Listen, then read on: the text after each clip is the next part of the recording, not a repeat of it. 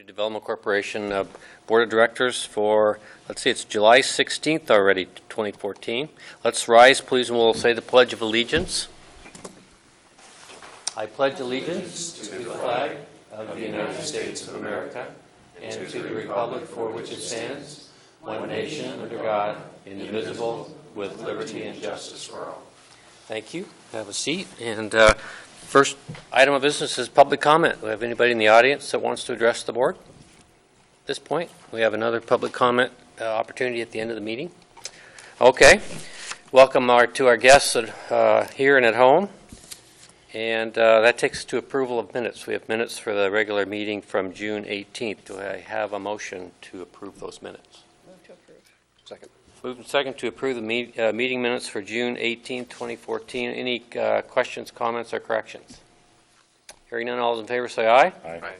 Any opposed? Motion carries. We're going to go fairly fast through routine stuff because we have a lot on our plate today. Our next item of business is a presentation from CDA Innovation Center. Nick Smoot, Cody Peterson, welcome. Join us at the table if you would, please. Yeah. Cody, unfortunately, he has to be away Okay. on some business today, but I'm here to sit in his stead and run through the presentation. Would you like me to go to the laptop? I understand you have a PowerPoint, so you can do that if you want, Nick, from the podium, if that works Perfect, for you. yes. And then if I talk from here, You should be picked up. home and away, everyone will be able to hear? Yeah. Okay. You need to point, you need to use the mouse. If you're going to point to things on the screen, use the mouse as a pointer, Okay. so folks at home can see you. Perfect. I think. Oh. And we are live. Okay. I'll run through this, and then at the end, I'm sure there'll be some conversation and questions. But to give some quick background, we've developed a group here called the Innovation Collective, and it's kind of sparked some of the entrepreneurial community and conversation about where things are going and how we can put together a pathway. And what's come out of that is desire to have a facility somewhere where we can house all of that. So we'll move into this now. The goal being in a facility we can have technology companies, a co-working space, and I'll address each of these in a little more detail, a coffee shop, classes and event space, an accelerator space, prototyping, and investors and mentors. Goal of the facility truly is to inspire. What that looks like is anywhere from kids all the way to people on their way, I would say, careful. To the senior side of life. I'll be careful, though. And when I say that, I specifically think about a gentleman I met that is, he's in his 80s and had an idea about robotics with manufacturing and brought this up to me at the Bird Museum. And he said, I really need help. I understand robots. I understand manufacturing. I have no idea about businesses and kind of how to piece this together. And I just found it interesting that we've had kids who are coming to a festival we're throwing that one of them is 7. And then we have this gentleman who really wants help building a corporation, and he has a great background on the things he's done. So it truly is to inspire, and also inspire companies to come to Coeur d'Alene and tech companies. A piece to address in here as well is that path-by-path step. We've already started to create the culture where that's happening, where in different environments like Coffee and Concepts, which is a thing the Innovation Collective hosts, to starting to gather investors, different experts in different disciplines so that people can understand what this pathway looks like. But truly what we want to see is someone go from I have an idea to being able to build a team, work out their idea, get it to a minimum viable product, acquire funding, move into office space, build prototypes, and take it to market, become profitable, have a corporation that someday hopefully can either be sold, go public, or stay as a profitable company that builds and creates jobs in the area here. We have companies that are actually willing to move into the space right now and pay rent. The list is actually longer than this now. 2 of the corporations aren't in the area as well, so it'd be coming from out of there. And we've even had some folks as far as Arizona now looking to put operations up here and want to be in the space. Building design, this isn't the exact renderings, but this is the direction that we are heading. We've started to engage an architect that is willing to do some design work with us and has actually worked with LCDC before. The facility, we want to have it as looking high-tech, but also very open and friendly, hence why there'll be a coffee shop in there. Internal design, much like think of it as a high-tech barn, maybe for a weird example. We actually, when we were looking for things we liked, we started Googling black barn online and came across this design. And the internal space is kind of a common model that's being used in a lot of innovation centers, co-working spaces, very open and modular to where you can move spaces around. Lots of glass as well, and I'll explain why in a moment when we talk about the specific location. You'll see here's some more examples of what we're looking to accomplish. An accelerator office space. What an accelerator is, if you don't know, is it's a defined area in the building where companies that have kind of gone from idea to actually having a team, they can apply to be in this accelerator where they'll get small amounts of funding and mentorship in exchange for equity and office space. And it has an end period of time as well, that at some point it's no longer viable for them to be in there, so they can't just stay there forever and kind of just dawdle around. So what distinguishes that from the term I'm familiar with, which is incubator? Incubator. Incubators often have no endpoint. The accelerator is focused more on the model around Techstars and Y Combinator, which are more focused as accelerators, and the idea is accelerate the growth.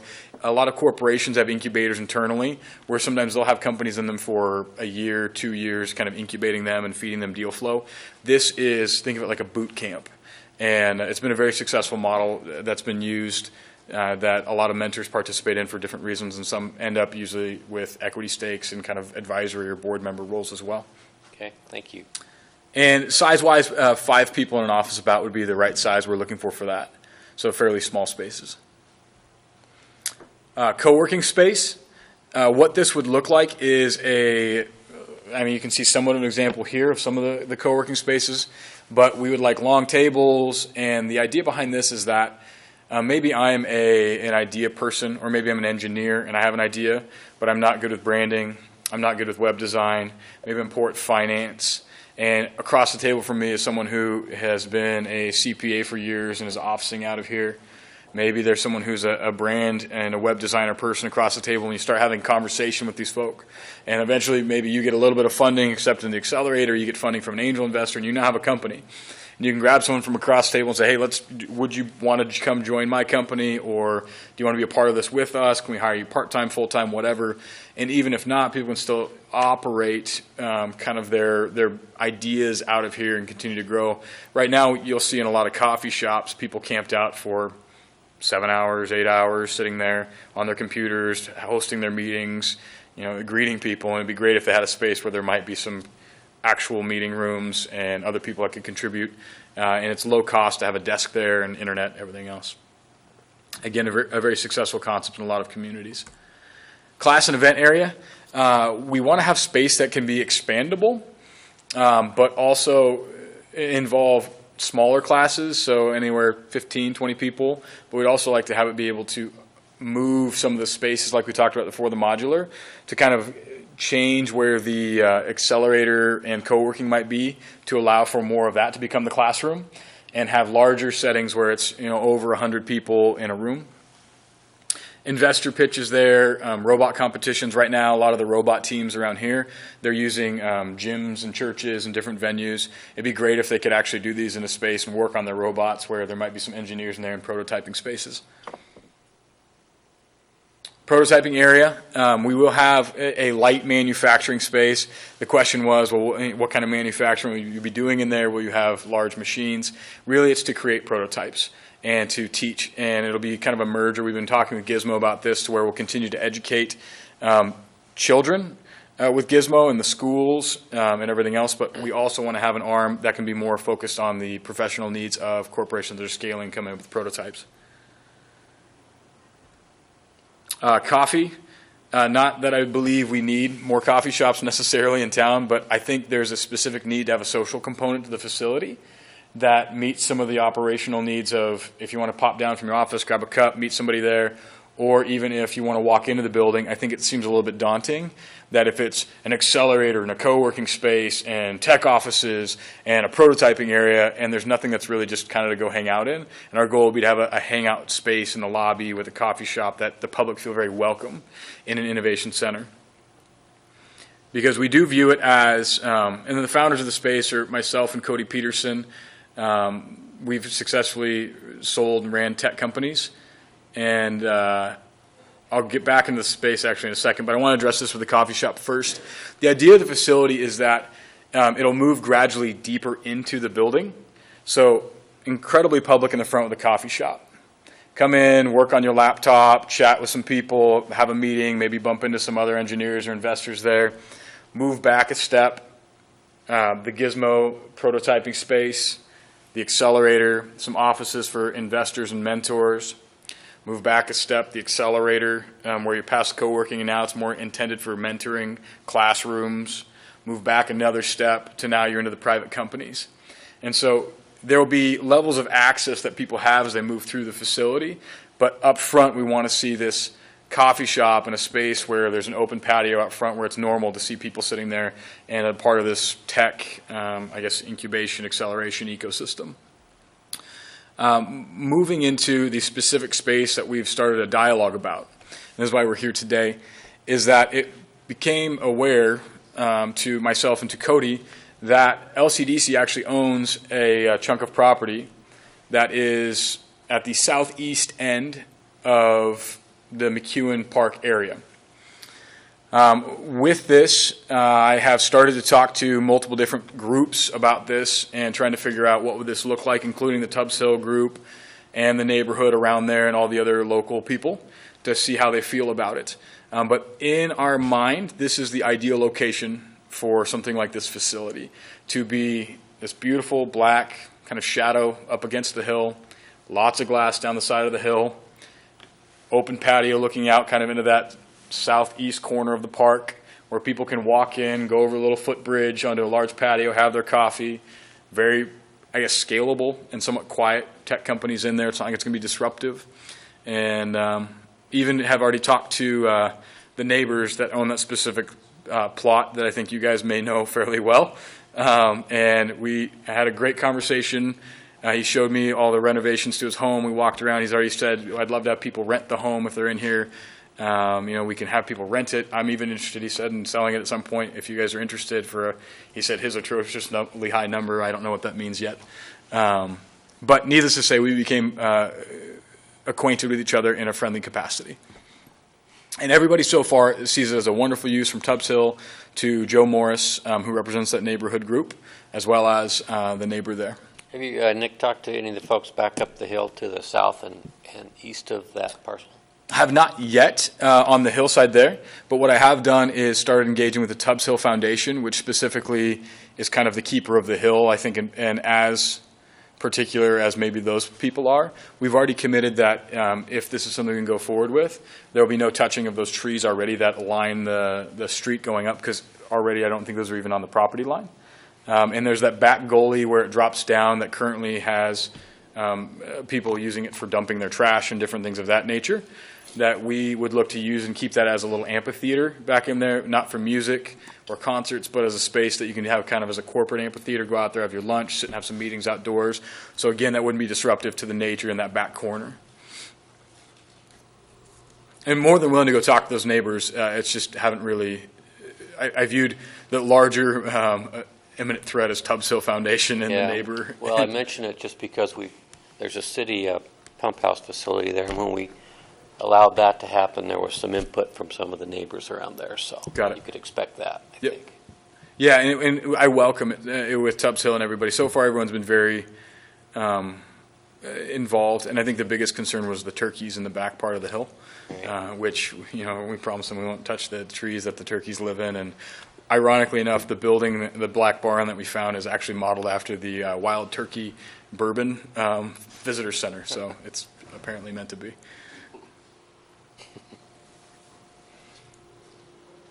Okay. And I think that's it for the presentation. I'll take a seat. I don't know if we can.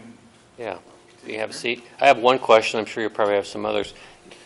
That's a lot you're packing into that building. What's your square footage footprint? Ideally, we would like to see it at about 20,000 plus. 20, when I say plus, a max of 25 is the range.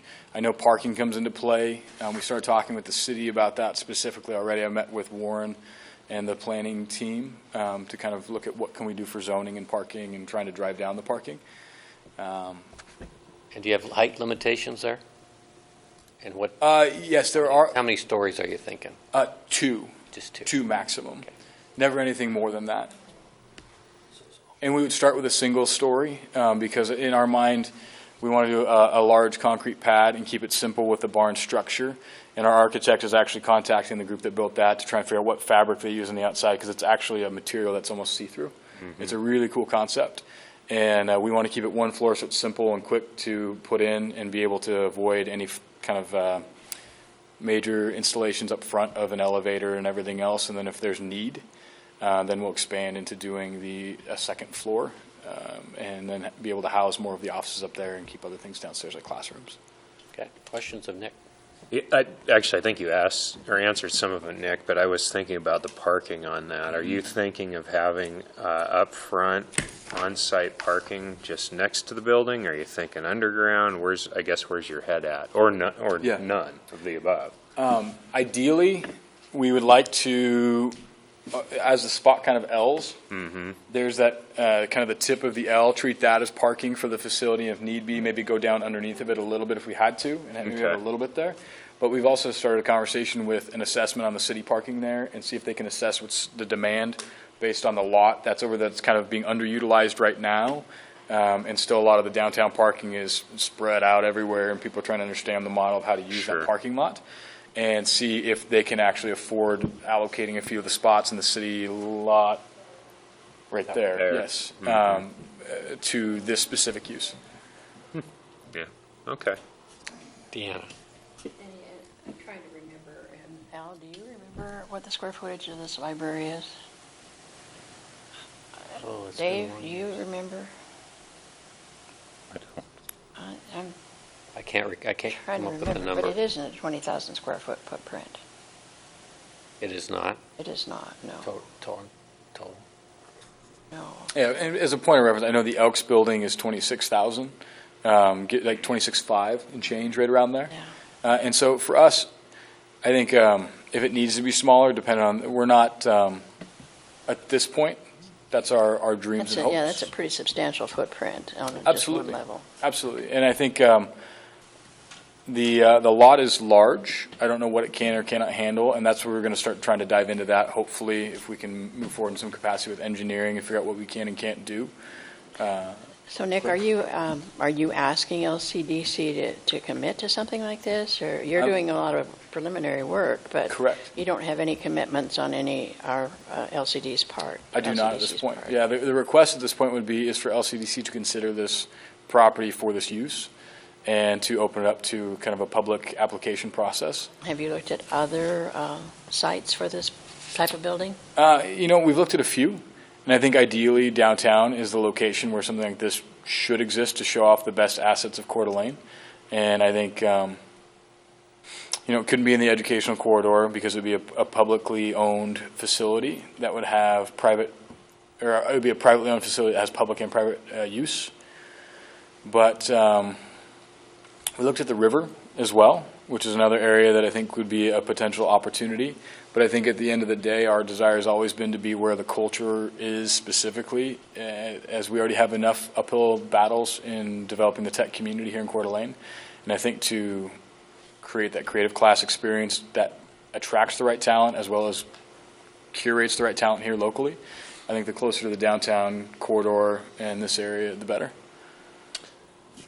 Another thing, Nick, I think it would be helpful for maybe the viewing public too to just understand. We obviously have commercial space available in this town where you could set up businesses and we could operate, but I guess maybe a little bit more, and I think you went into it a little bit, but on the why we think this specific facility would be such a good shot in the arm for all the great things you guys are trying to do.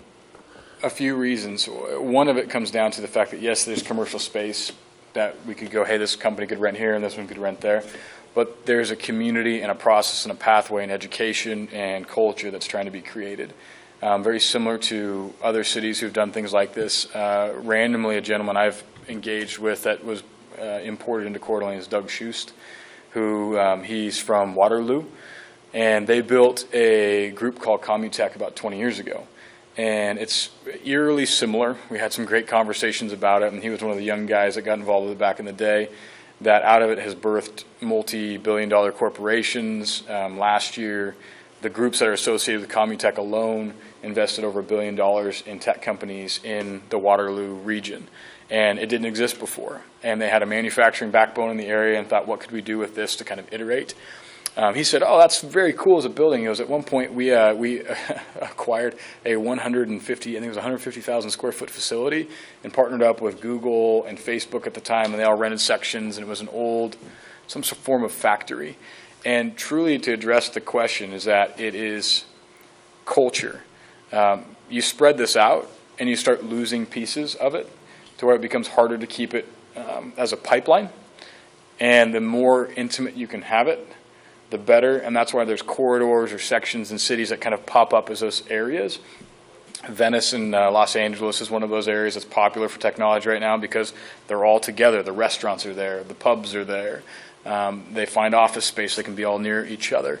And especially with the educational curve our city has, I think to kind of bring some of the coding talent and tech talent up to speed here, I think having a spot where we can educate, do pitch days, and incubate or accelerate companies as well as have other operational technology companies under one roof is a very useful thing, much like even Spokane has the McKinstry building, which I see this as a little more similar to that, but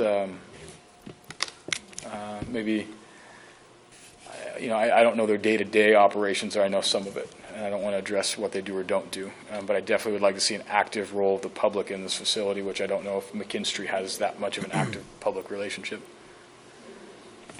Thanks. Yeah, you're welcome. Thank you for asking. Nick, thanks for your energy. How many people do you think at the 25,000 square feet would you have gainfully employed or making money there? And I understand the concept is to take ideas to reality to production. Is it the experience, like you mentioned, the Waterloo model, for the entities that spin out of this building to locate their jobs in this area, or would they outsource them? I mean, what do you envision as the result of this? Endgame. The jobs part of what we're talking Absolutely. about. And the perfect vision, which I know Cody aligns on, and is what I've seen happen before and what we want to see happen, is that companies will come in through coffee shop, kind of incubator, accelerator classes, what have you, move into that space where eventually they would have their own company space in the back. And once you get past 25, 30 people, at that point see them spin out. And I mean, we can't keep them here by mandating it, but our hope would be is that there's enough relationship from this pipeline and investment capital. We're actively trying to continue to activate the dormant finance that sits around here and almost laughably turn Coeur d'Alene into a leisure investment destination where it's have your lake home and invest in tech capital that's doing great things. And I would hope that there's enough capital, relationships, advisors that when they do graduate out of the facility, that they're looking right around here in Coeur d'Alene, in this area, for spaces that they can rent and start continuing to fill up those other vacant spaces that are sitting right now, or future spaces that will be continuing to be built and hopefully out of demand. And the reason I bring that up is, as we've talked with your group over the last 4 or 5 months, it's gone from kind of a campus with, multiple buildings and the potential to create other buildings, because I'd imagine the culture, when we start straying from mission control here and the roots, has a diminishing return to it. So, how do you keep capture? How do you keep the culture? But how do you create enough of a synergy to keep those jobs here? Because that's what this is all about. Is obviously make you wealthy, but we want to create an environment where we can can create some damn good paying jobs in this area, so. I agree. And I would say, and to address a thing, I absolutely want to partake in the success of this personally in my future generations, as I hope anybody else would see the opportunity as well. I don't want it to ever be specifically about me being opportunistic, which I've had people say. It's all about money. And to me, I'm not making a cent off of anything I'm doing in this region right now, in that area. It's my other businesses. This is something where I see down the road for myself and others that I'd like to see them come back here and participate here locally. It's funny you bring that up because we had a conversation, specifically Cody and I, about the difference between a campus and one facility. I think this location is ideal. I think this is step one, and I think a campus would be nice. I do think that is a hopeful step two, but I think it is step two that I'd like to allow to be step two as we continue to address step one, and as this grows into what it should be, looking at step two with intent and other properties, if it's the river or other areas around there, that would make sense. Originally, it was, a two-facility idea of a public building and a private building. And as we've learned more about the process, I think the idea of us having it as a private facility with lots of open space and public relationships in there. There's a few other, I don't want to overstep my bounds, so I'll retain some of the specifics, but there's a few very favorable public organizations that work with job creation and assistance that would like to also participate in being in this facility as well.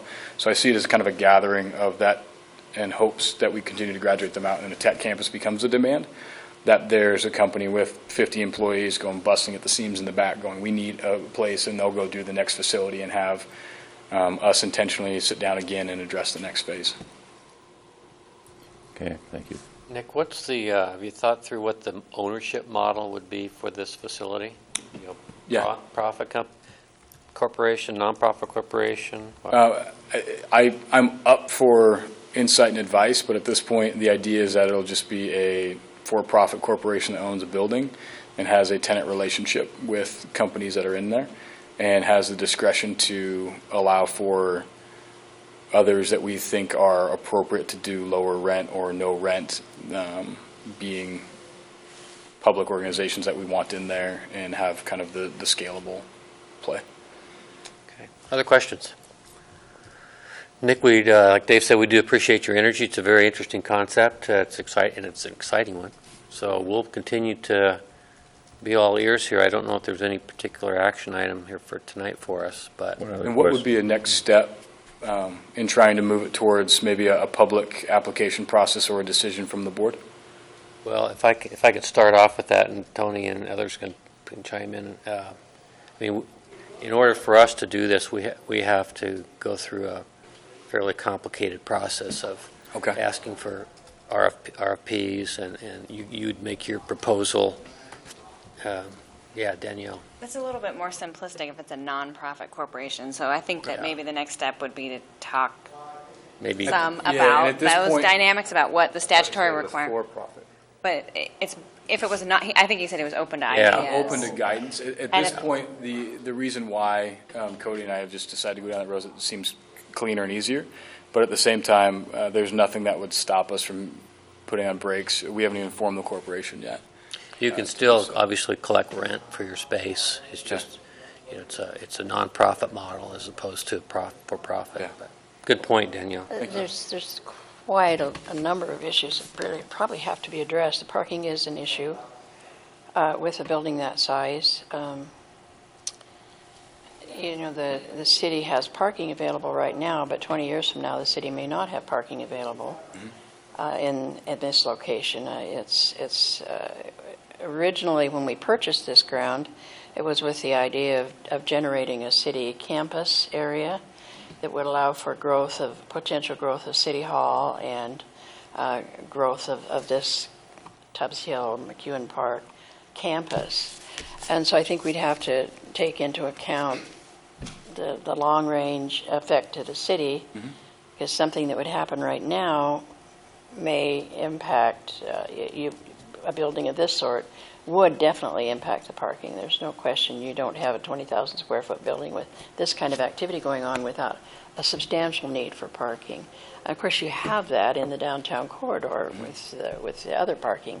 Some of this is dedicated to boat parking and really can't Be reallocated. be uncomfortable to change it, at least at this point in the game, because of the process that we went through with McEwen to be sure that we had the overflow additional boat parking over here. So I see parking as one of your larger issues.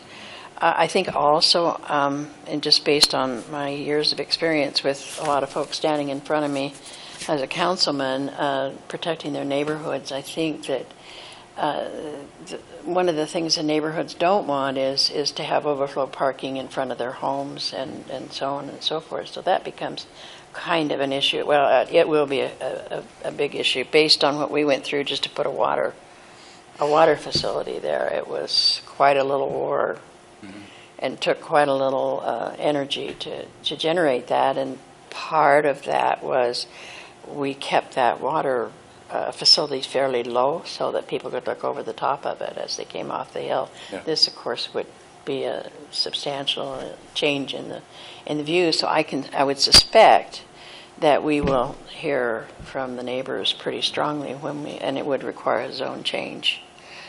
So it would be a zone change process. I do think it's a wonderful idea, and I certainly would support the idea.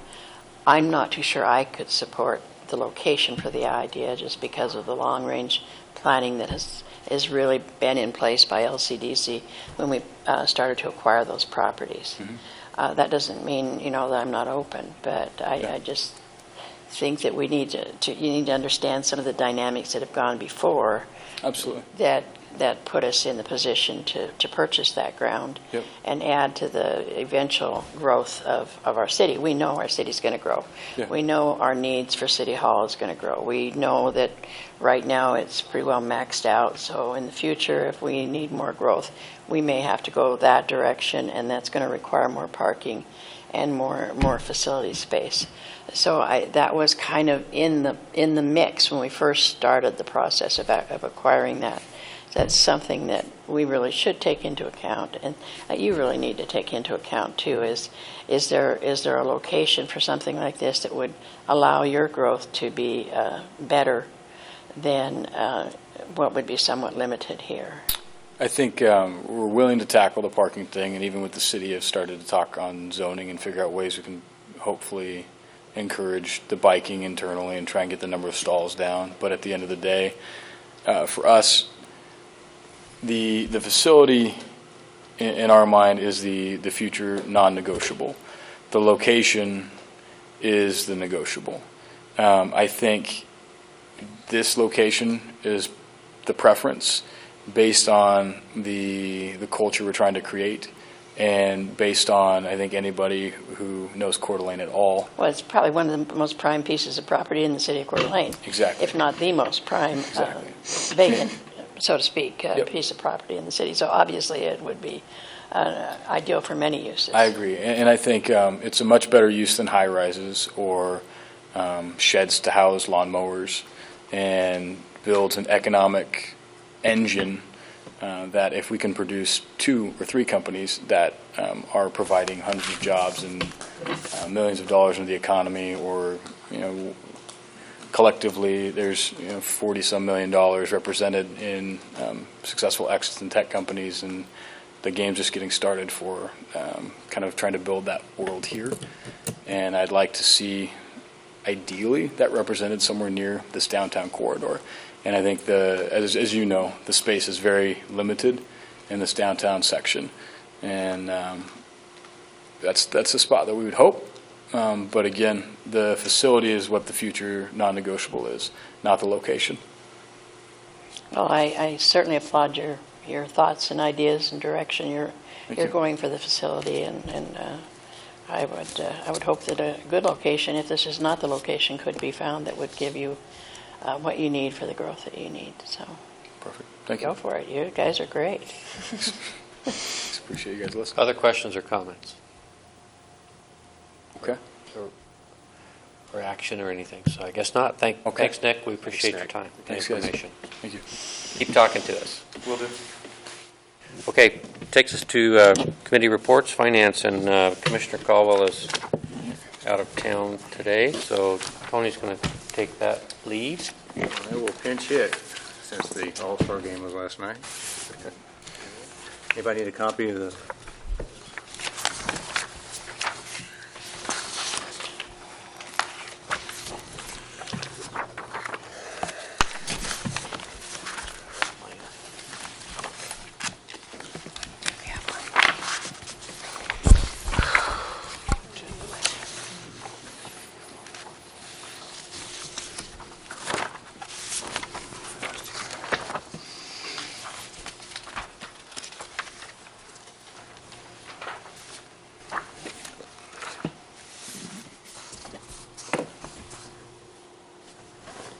Fairly quiet month on the financial front. Starting with the Lake District on the balance sheet, the Lake District experienced a $58,817 increase in cash assets from May month end. Really nothing happening on the asset side. On the receivables or the fixed assets, we did have an increase in interest of $138 on our Washington Trust Bank bond reserve account. On the liabilities and funds side of the balance sheet, our mortgages and notes payable line item increased by $214,555 over May. This is basically due to a $230,600 draw on our Washington Trust Bank bond, offset by $16,045 in principal payments. Everything else is fairly standard for the month, including a 2% credit to the due to Arch line from the June county increment check. On the Lake District P&L, we received $83,521 in tax increment from the county in June. The McEwen Park line item reflects the final CNI invoice payment and completion of LCD's funding for this wonderful park outside our windows in the amount of $15,624,800. That was a board commitment, and we have met that commitment. The dues line item reflects a sponsorship payment to the Think Big Festival and the ULI Idaho chapter for Urban Land Institute. And all the other P&L line items for the Lake District are normal for an operating month. Any questions on the Lake District financial statement? Seeing none, switching over to River District, our assets. The River District experienced an $84,636 increase in cash assets over May. Very quiet month on the River District. Nothing else to report on the balance sheet. Everything stayed the same. And the P&L in the River District, we received $92,694 in tax increment revenue from the county in June. And once again, the dues line item reflects half the sponsorship payments to the Think Big Festival and ULI Idaho. As you recall, we split these two, or these type of expenditures, 50% in the Lake District and 50% in the River District. And all the other P&L items are standard for an operating month in the river. So fairly straightforward month. Any questions you might have? If not, we'll switch over to payables. I have an updated payable sheet here to share.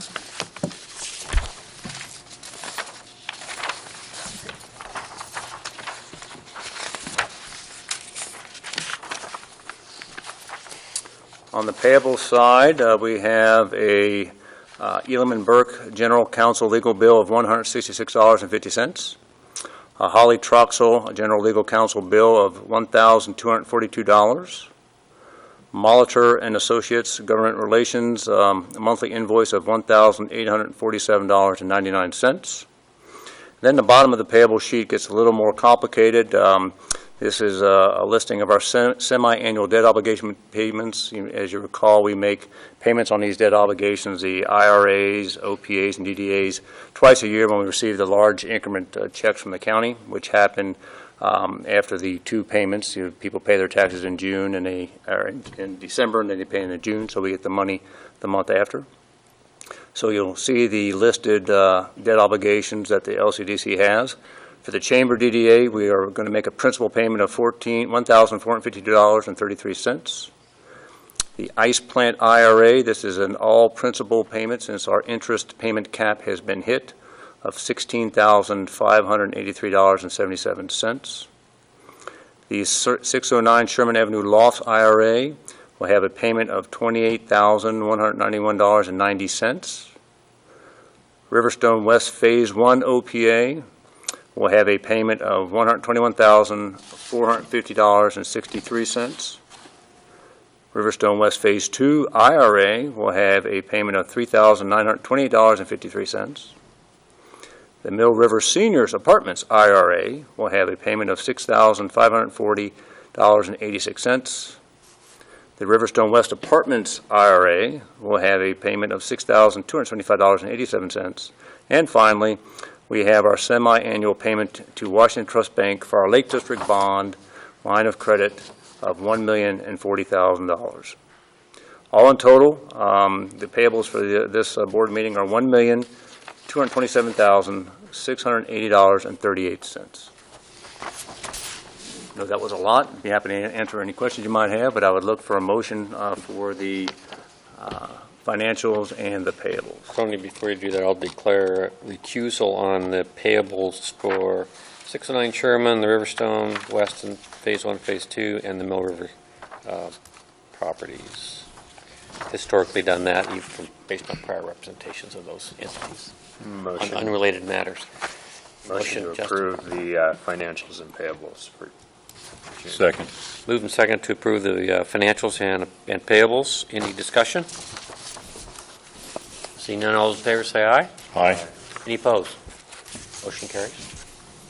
Thank you. The next item, I just want to share with you the FY14 Q3 third quarter summary report that I develop every quarter for the board. Once again, please, at your leisure, take a look at this and contact me with any questions. It has a lot of financial information on the endeavors that we are involved with.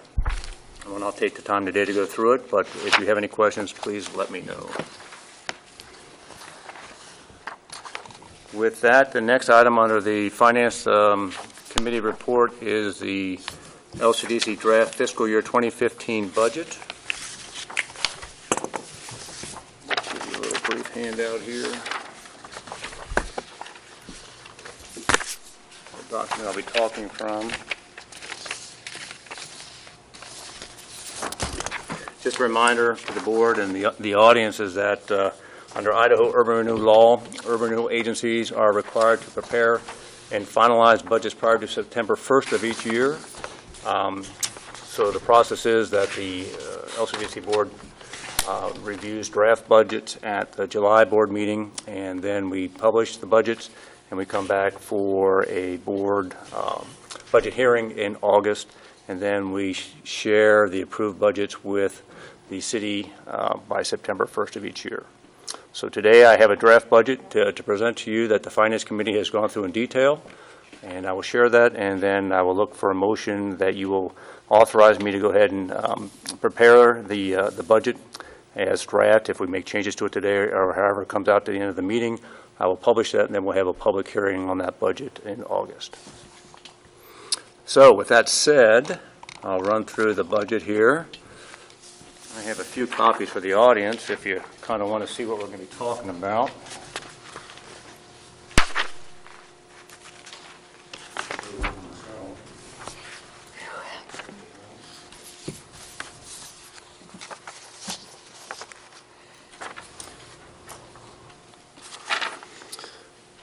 So basically, starting with the Lake District, we estimate that there will be a $2.2 million beginning fund balance as of October 1st, 2014.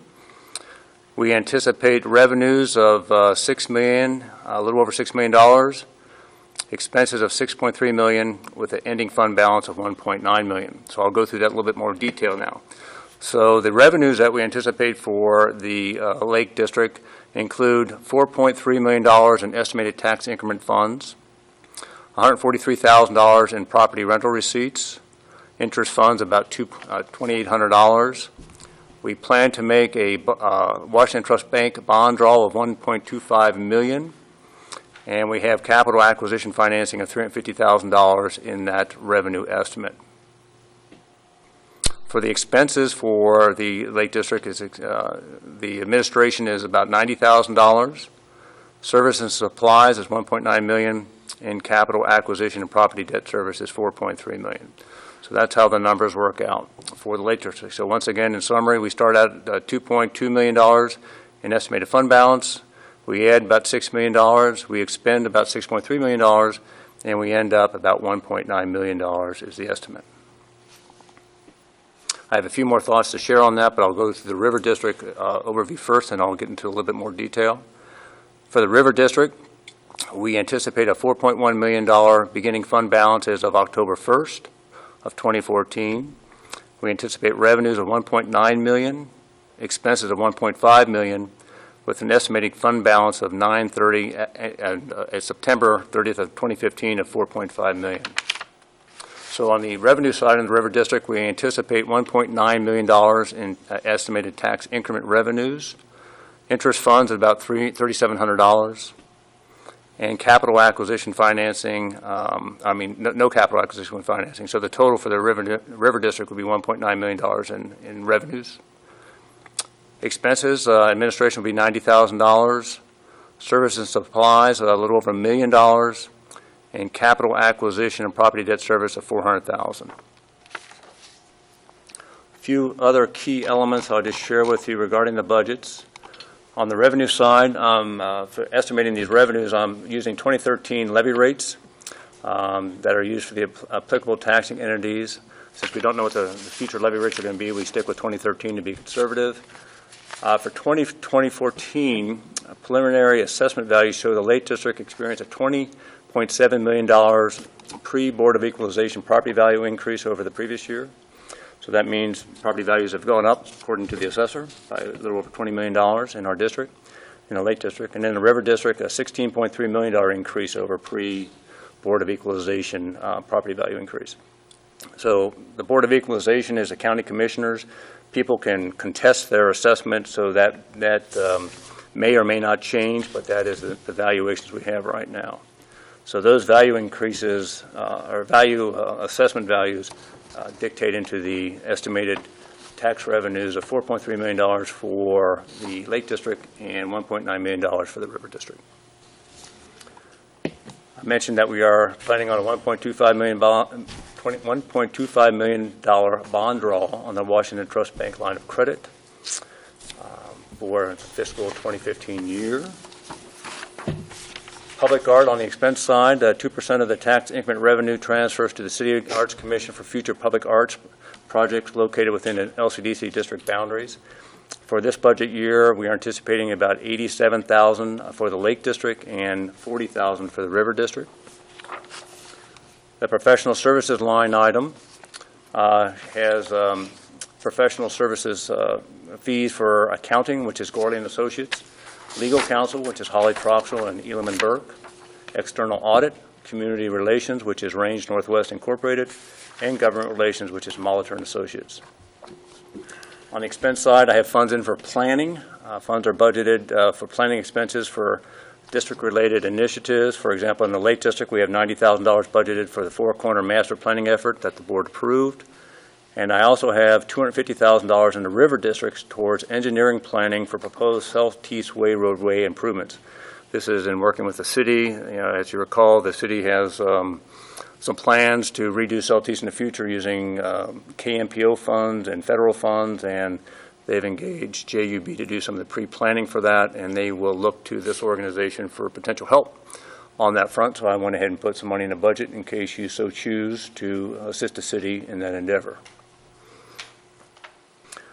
The special project reserve line items for the Lake District.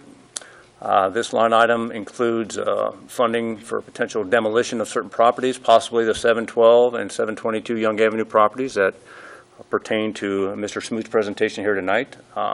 We have latitude to do that. We don't have to do that, but funds are available for that. And I've put funds in for potential Four Corner project-related redevelopment work. Assuming how the master planning effort goes, we have funds in there for maybe some preliminary capital improvements associated with that project. The River District, in the Special Project Reserve line item, we have potential funds, about $250,000 for CityLink capital improvements, assuming that project goes forward out in the Riverstone development, and some potential funding for expansion of the Johnson Park Mill River area capital improvements should the railroad acquisition materialize. Now, in the Lake District, as per our agreement with the Washington Trust Bank, we have a $2,080,000 annual bond payment in this fiscal 15-year budget. The Lake District, we have $71,200 budgeted for improvements associated with the 823 and 845 4th Street properties and the 839 3rd Street property. This is related to the proposed mixed-use Midtown project, should that project gain legs and move forward.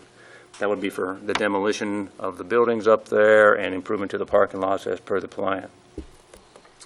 And finally, the Lake District budget includes a $43,750 grant to the Coeur d'Alene Downtown Association to assist in funding the costs associated with downtown events programs. That was a lot to share. Be happy to entertain any questions you might have on this draft budget. Questions for Tony, and again, this is a preliminary budget, just sets the stage for us to publish our preliminary estimated budget, and then we have a public hearing on that budget in August at our regular meeting. No questions? Okay, good job, Tony.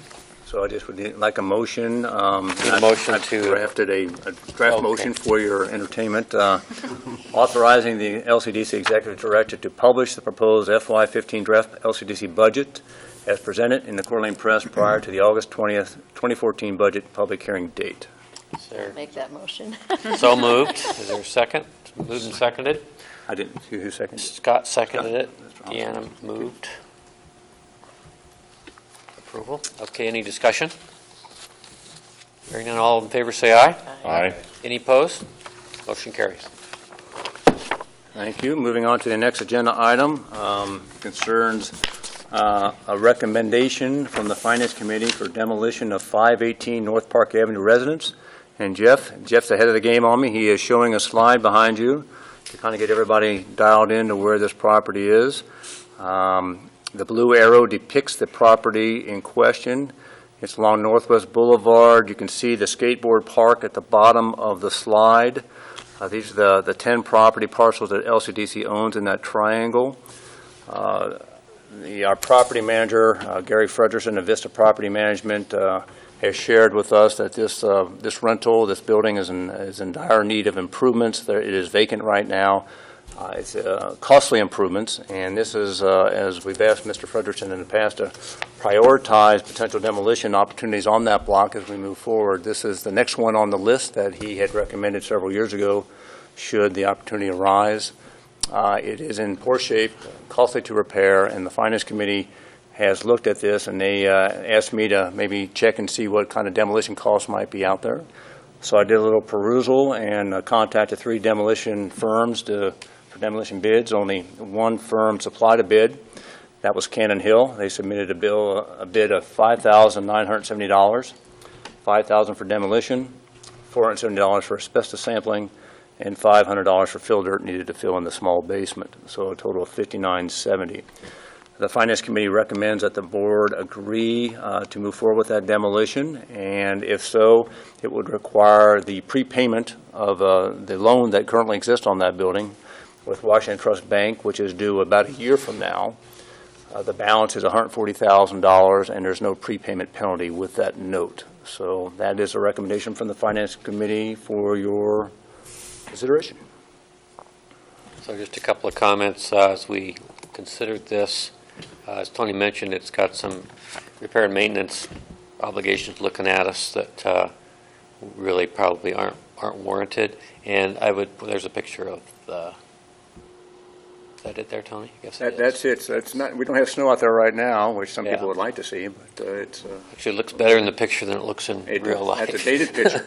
Yeah, and so the value of this property is definitely in the land, not the improvements. So that payoff figure seems fairly healthy, but it's value of the land that we acquired more so than the building. And removal will definitely improve the aesthetics of the neighborhood. So, questions or comments? Make a motion to pay off the balance and demolish the building. Second. Moved and seconded to pay the balance and demolish the structure. And I assume that includes approving the Cannon Hill bid for that Affirmative. purpose? Okay. Discussion.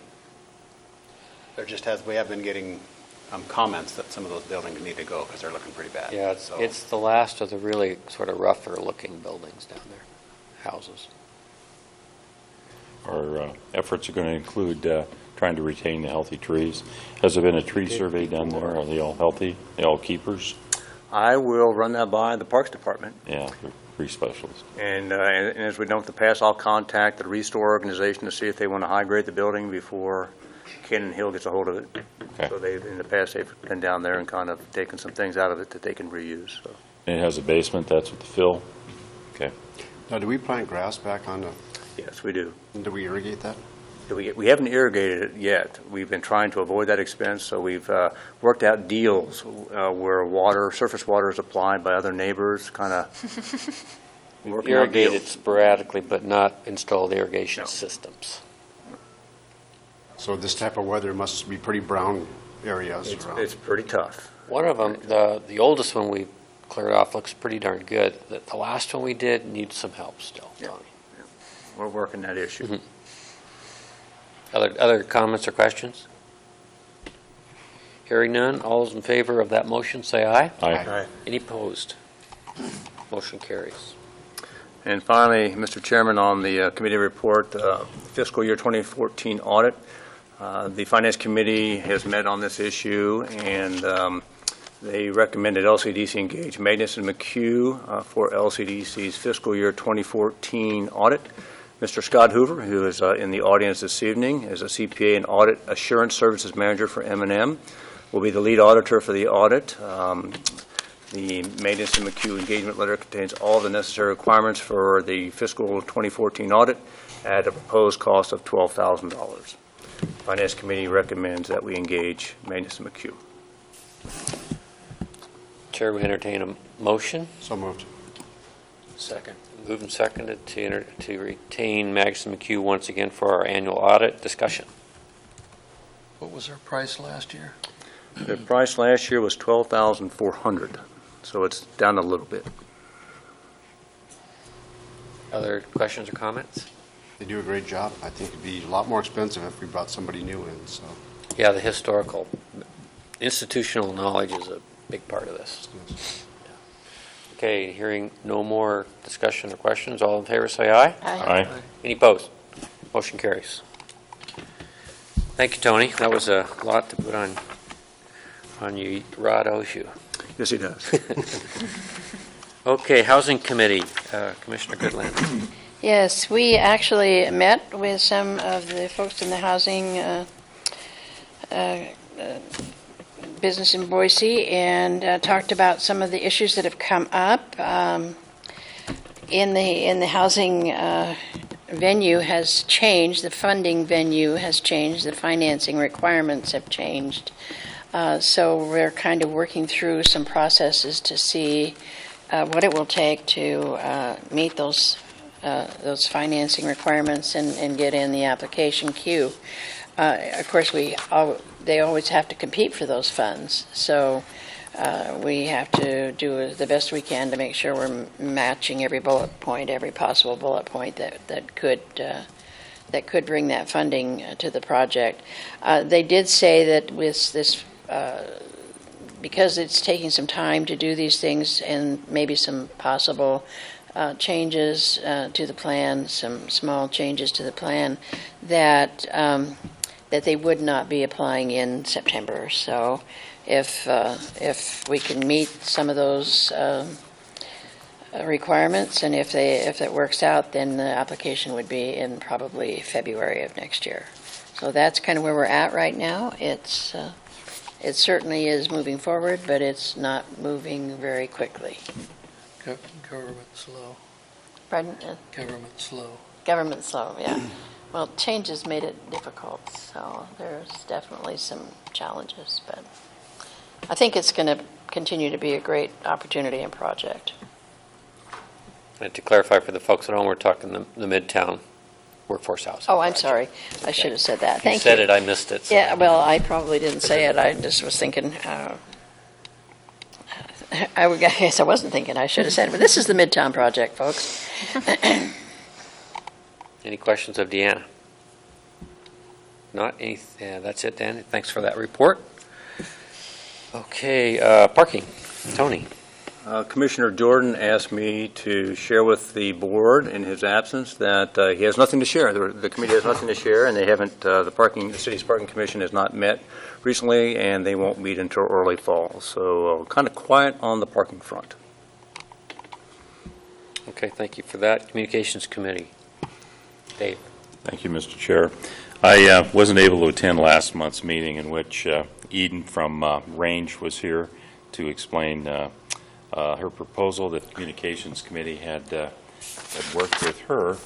I do see via the minutes that one of the recommendations was voted on for approval, and that was a retainer of her company to provide a minimum number of hours each month in the communication arena.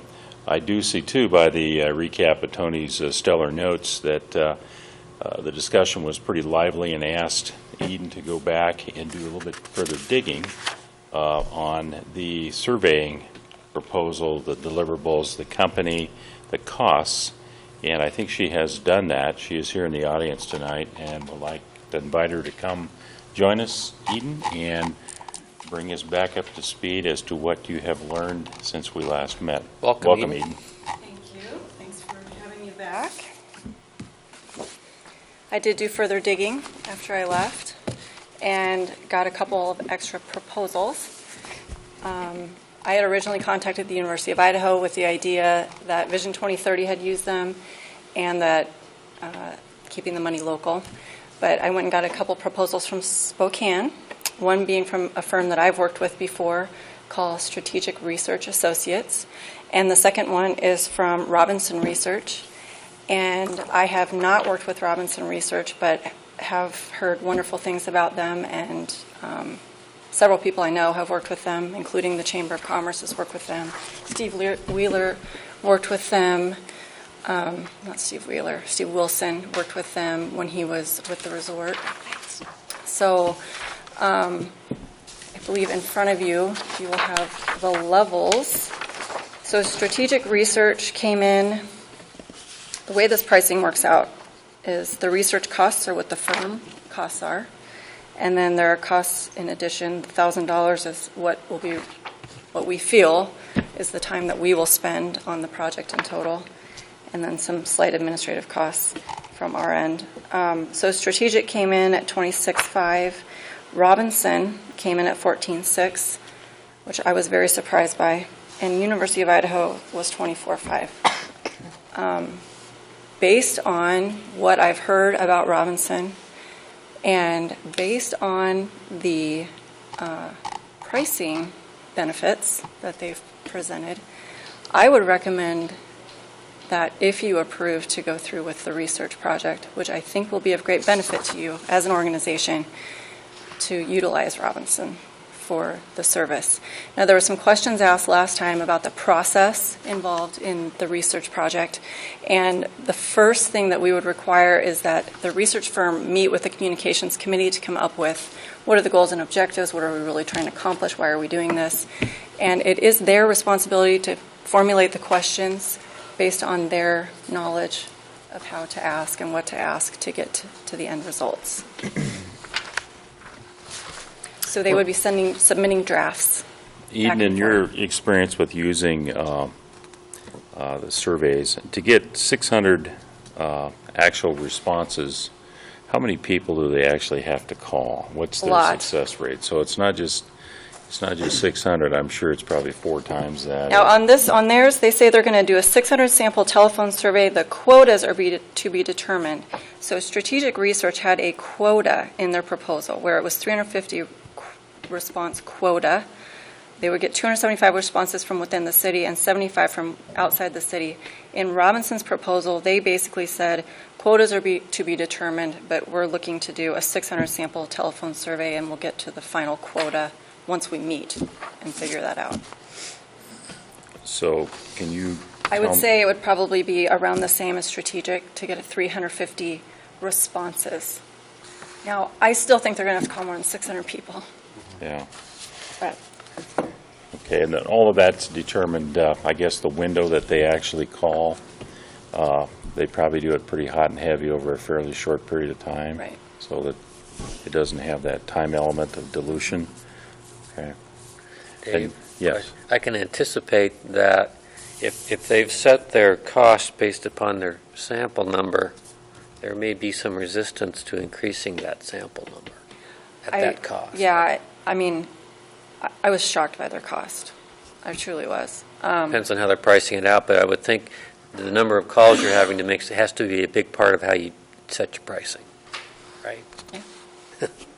Well, these guys do this for a living. There has to be some psychology or gamesmanship that goes into time of the day and, Yeah, time maybe of the they've got week, it figured out. cycle of the moon and all of that as far as who's going to give you usable data. I don't remember if they put in here what times of the day they call, but Eden, they are going to do cell phone calls too. yes, landline and cell phones. Do you have any idea, Eden, how they're going to derive their caller base, what they're going to use to reference? I don't think they'll probably go to the phone book. They're going to do something. Let me see here if they state that. Maybe they will go to the phone book. I Got don't know. pages of information. Place to start. Yeah. They use a list that they have.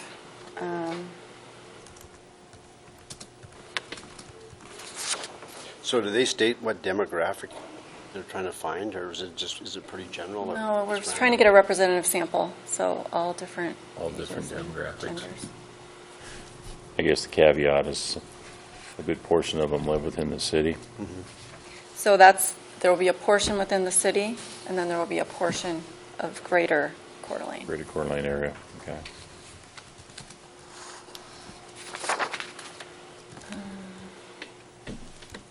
Deanna? Well, it just looks like a really good project to me, and it's a substantial reduction in price from what we were looking at, as well as, the strategic. It didn't say how many of the University of Idaho we were asking them to call, but the 600 sample is more than the 350 response sample from. Well, the 600 might be the number they're planning to call. I'm not sure.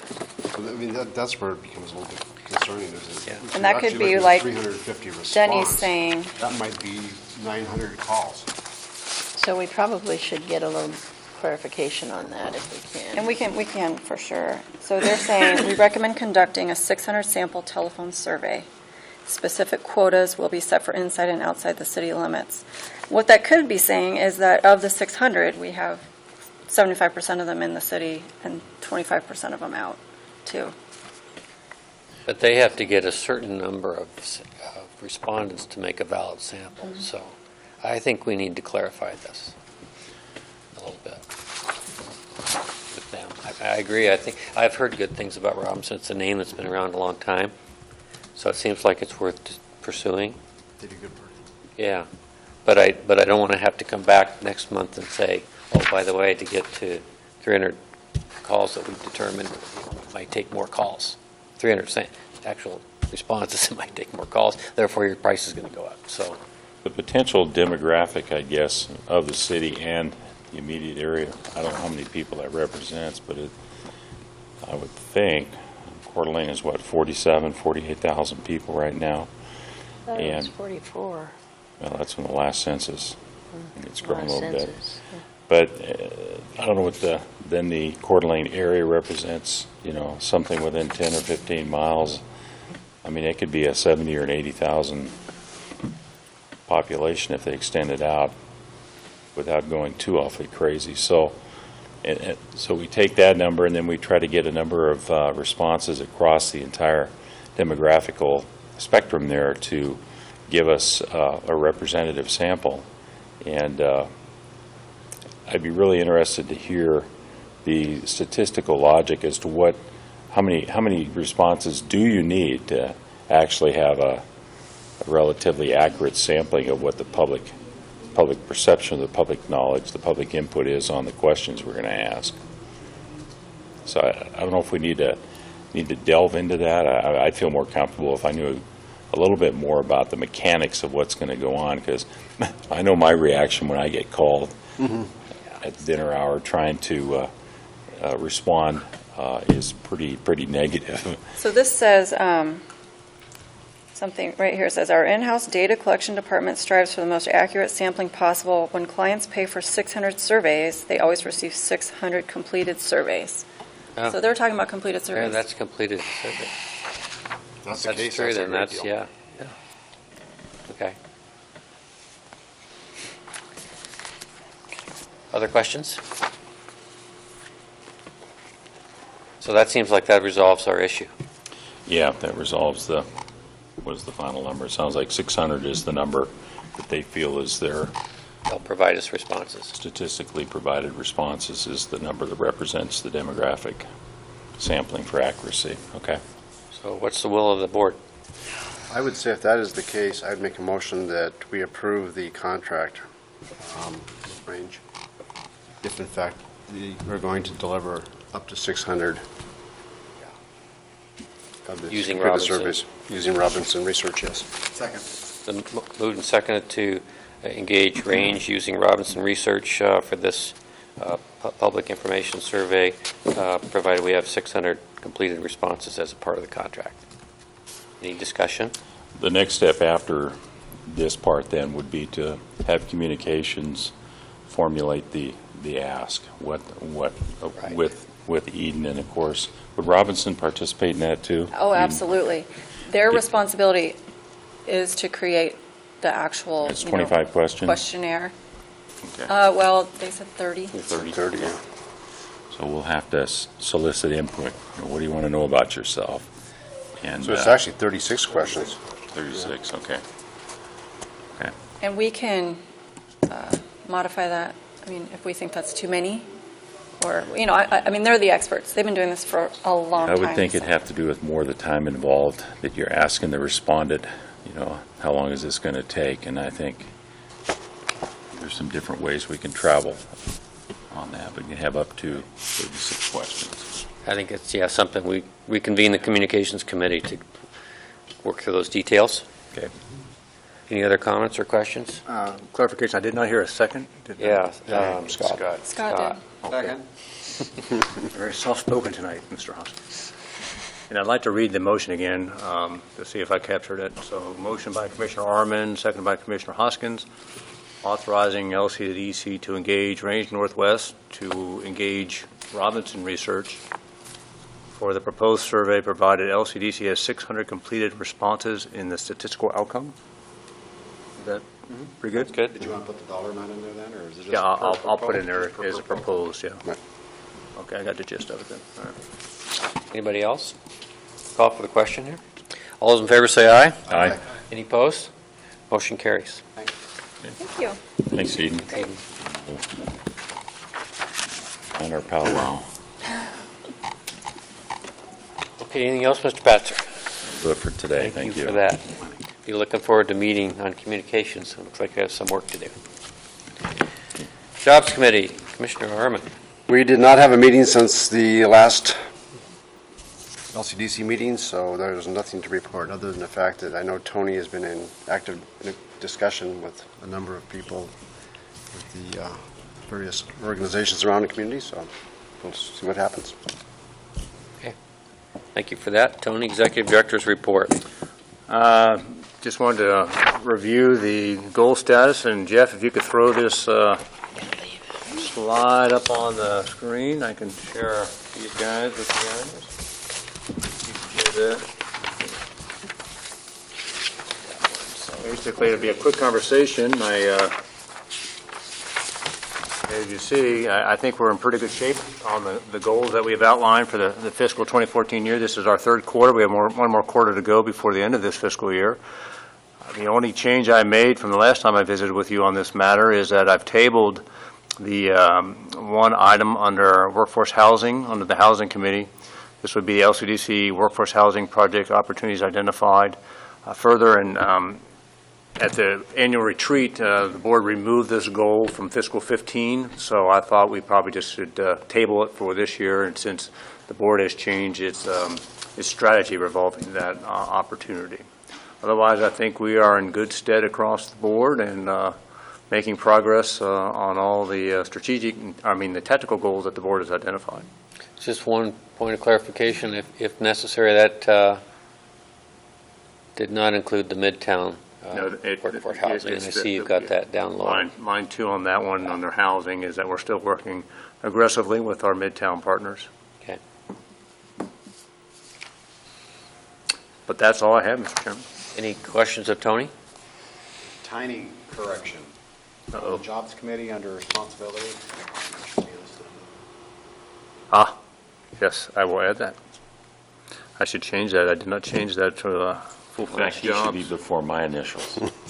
He's the man. I will change So that. you have seniority. No, Thank you. seniority.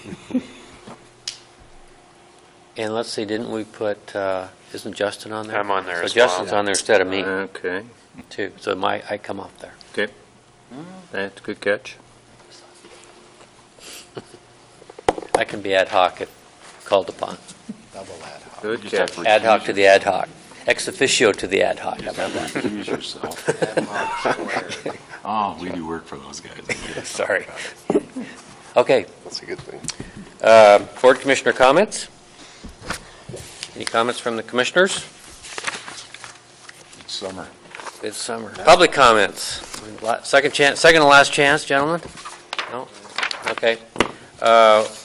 We now have, we'll entertain a motion for executive session under subsection C of Idaho Code Section 67-2345 Sub 1. Acquiring an interest in real property not owned by a public agency requires a roll call. I guess we have to have a motion moved. first. Is there a second? Second. Moved and seconded. Second. Roll call. Heard Mr. Hoskins that time. Mr. Harmon, Yes. Hassel, Yes. Hatzer, Aye. Struffel, Aye. Davis, Aye. Hoskins. This is an aye, The no, ayes yes. have it. 5-6. Any opposed? No. No opposed. All right, so we are moved to executive session. Thank you, Frank.